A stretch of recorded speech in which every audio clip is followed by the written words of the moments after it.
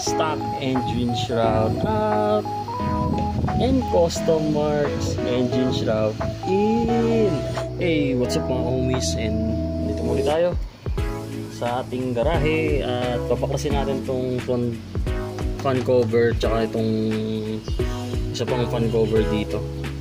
Basta engine shroud siya. Kasi ito yung papalit natin, yung gawang Custom Marks. Paklasin na natin. Oh, ba't man luwag?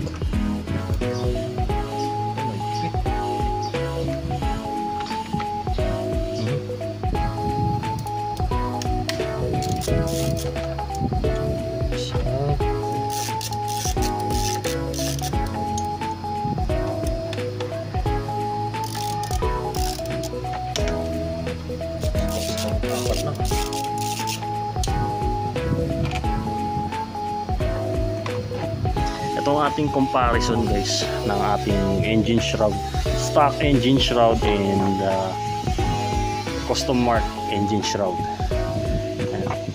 So size comparison, mas malaki to and magaang.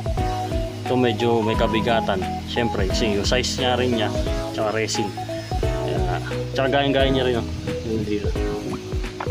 Ayos.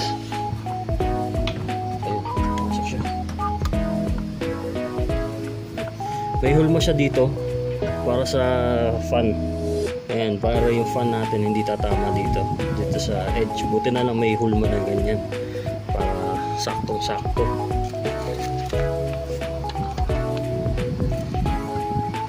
Angas, no? Yung cool. Ngayon, test naman natin kung sasabit ba ang ating fan kung pinantaw natin to. Test it out.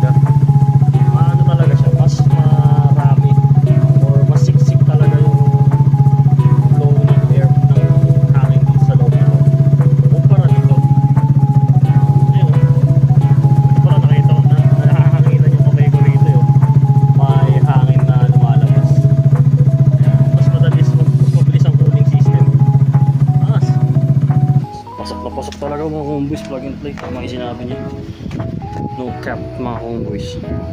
Ayan. Kaya kung gusto yung order, link sa description. Support natin si Pops Custom Marks sa kanyang mga project sa Easy Ride 150 Fi, no? Maangas to. Tsaka ang kinaganda talaga dito yung airflow. Mas pasok na pasok siya sa ating fan cover, no? Pasok na pasok yun. Kakain ng maraming hangin yan.